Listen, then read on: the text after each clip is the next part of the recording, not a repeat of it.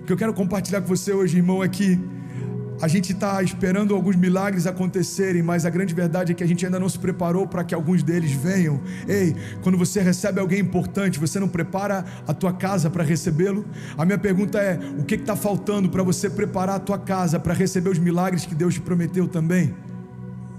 Às vezes a gente espera uma visita com mais zelo do que a gente espera por um milagre. Às vezes a gente espera por uma visita que vai chegar na nossa casa, a gente quer botar os melhores talheres, a gente quer botar a melhor louça, a melhor toalha de mesa, a gente quer deixar tudo arrumado, para quê? Para causar uma boa impressão. Mas os milagres não precisam que você os impressione, mas o mínimo que você precisa é que a tua casa esteja pronta para receber aquilo que Jesus deseja fazer. Você está comigo? A verdade é que muitas vezes a gente pergunta para Deus por que a chuva não vem. É uma das perguntas que eu mais recebo: pastor, por que isso ainda não aconteceu? Por que essa promessa ainda não se cumpriu? Por que esse milagre, irmão? A verdade é que enquanto a gente está perguntando para Deus por que a chuva ainda não veio, Deus está perguntando o que está faltando para a gente ir para os campos e começar a prepará-los para receber a chuva. Porque essa passividade de perguntar para Deus quando Ele vai fazer não faz sentido quando a gente entende que na cruz tudo já foi feito.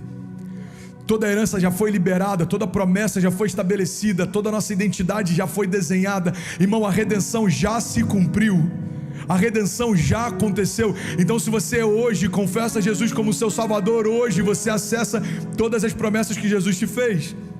Se você confessa hoje Jesus como teu Senhor, o senhorio de Deus hoje começa a mudar a tua dinâmica, os teus pensamentos, o teu coração, as tuas motivações, começa a guiar os teus passos, direcionar você.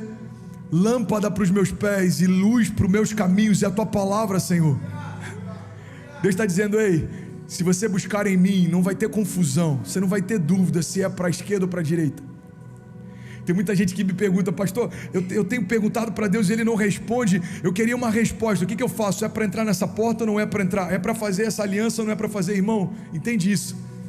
A voz de Deus fala agora dentro de nós. Então, ao invés de a gente perguntar por que Deus não está falando mais com a gente precisa questionar o que tem falado dentro de nós tão alto quanto a voz de Deus. O grande problema não é que Deus está em silêncio, a grande verdade é que tem gente demais falando junto com Deus, ruídos demais, opiniões demais, medos demais, ansiedade demais. Ei, mas eu vim te lembrar que existe um Deus que é mais do que tudo aquilo que tem tentado paralisar você, confundir você, entristecer você, desmotivar você. Você quer viver milagre, irmão? Então prepara o ambiente e certamente eles chegarão, certamente as promessas se cumprirão. A primeira chave que eu quero compartilhar com você é que Deus não vai fazer crescer aquilo que você ainda não plantou. Deus não vai fazer crescer aquilo que você não plantou. 1 Coríntios 3,6 diz: eu plantei, Apolo regou, mas Deus é quem fazia crescer.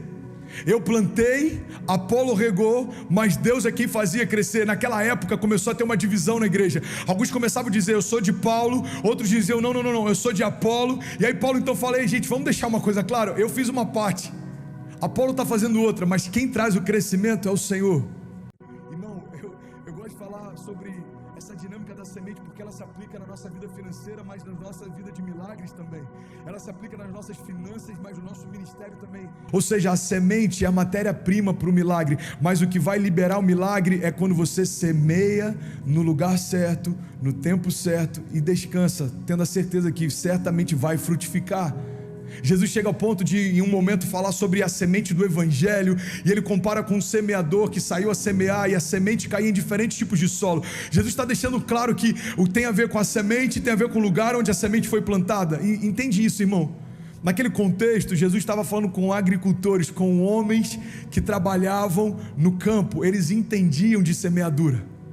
Basicamente o que Jesus está dizendo é: ei, existe poder na semente, mas existe poder no lugar onde as sementes são plantadas também.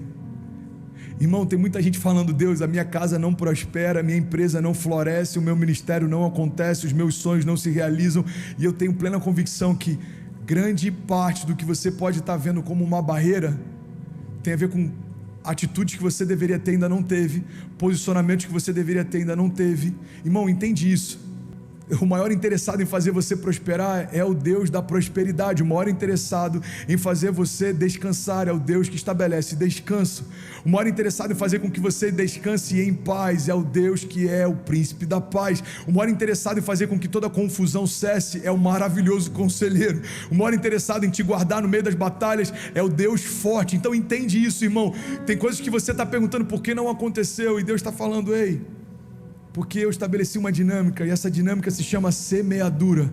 Você dá alguns passos e os céus vão reagir a eles. Você se posiciona e os céus vão se posicionar diante de você. Você está comigo? Faz sentido para alguém? Então entenda isso, irmão. Deus não vai fazer crescer aquilo que você não plantou. Conselho prático: para de reclamar do resultado de escolhas que você não fez. É como alguém que votou em branco, não pode reclamar do presidente atual. Você se omitiu quando deveria se posicionar. Ah, mas eu não concordo com nenhuma das opções. Então não reclama de nenhuma delas, porque você preferiu ficar nulo do que se posicionar em algum dos lados. Irmão, olha para mim em nome de Jesus.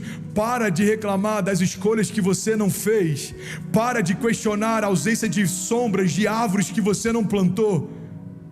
Para de questionar a Deus frutos que você não está podendo colher, mas também lá atrás, quando Ele te chamou para semear, você preferiu não fazer, não se lançar, não mergulhar. Pastor, você tá duro demais. Não, eu quero despertar você, porque não existe avivamento sem arrependimento. Irmão, não existe romper se a gente não entender o que a gente está fazendo de errado, que precisa ser consertado. Irmão, quando eu entendo o que eu preciso fazer e ainda não faço, o que eu precisaria me tornar, ainda não me tornei, eu tenho uma nova oportunidade de deixar Deus alinhar o meu coração e voltar ao lugar de origem. Ei, irmão, deixa Deus ser Deus, deixa Deus alinhar você, deixa Deus trazer clareza sobre você. Muito do que a gente vive fala a respeito de passos de fé que a gente dá quando ninguém está vendo. Só que os nossos passos de fé em ambientes de invisibilidade não chamam a atenção de ninguém, até que os frutos chegam.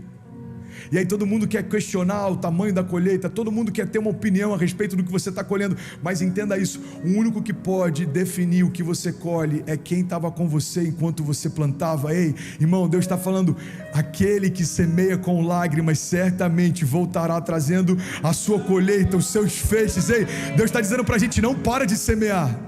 Deus, mas está difícil. Eu nunca disse que seria fácil. Deus, mas é desafiador. Ei, eu não chamei você para ser mimado pelas minhas palavras. Eu chamei você para se tornar reis e um sacerdote. Irmão, reis precisam reinar em tempos de guerra também. Reis precisam trazer direção para o povo quando existe tempo de fome também. Reis precisam ter estratégias quando existem pestes e pragas também. Ei, reinar não significa ser servido num trono. Reinar significa ter autoridade, liderança para governar o povo nos piores momentos, principalmente. Então Deus está dizendo: ei, você não é o pai da família, você não é o sacerdote na tua casa. Então entenda, os momentos mais difíceis é o que separa meninos de homens. Para de tentar se entreter, eu estou forjando você. Para de reclamar, eu estou ensinando você. Ei, para de reclamar. Existe algo que Deus já te deu, e é exatamente isso que vai liberar o que Deus prometeu para você. Deus trabalha a partir dessa matéria-prima. Ele te dá algumas chaves, e essas chaves abrem portas. Deus te dá algumas visões, e essas visões te apontam para o futuro. Deus te dá novas vestes para viver um novo tempo. Deus te dá uma nova natureza para acessar novas promessas. Irmão, é por isso que é loucura desejar viver as coisas de Deus sem ter nascido de Deus, desejar experimentar o fruto do Espírito sem ter nascido do Espírito. Às vezes a gente está perguntando: Deus, parece que chega um momento que o teto está mais baixo, eu não consigo passar daqui. Irmão, a gente precisa avaliar se de fato nascemos de novo ou só mudamos de bloco religioso. Tem muita gente que ainda é um simpatizante da fé e está ansioso para viver promessas que Deus fez para os seus filhos. Ei, promessas que Deus faz para os filhos, só quem vai viver é quem se tornou filho. Simpatizantes da fé acham legal quando a gente prega sobre promessas, mas entenda, irmão, ser um simpatizante da fé nada mais é do que ser um espectador na mesa do rei. Deus não chamou você para ouvir promessas, Deus chamou você para viver promessas. Deus não chamou você para ouvir a respeito de milagres, Deus chamou você para viver milagres. Irmão, você foi chamado por Deus para viver o chamado de Deus. Todo sonho que Deus te dá, aponta para um destino em Deus. Toda promessa que Deus te fez aponta para um destino em Deus.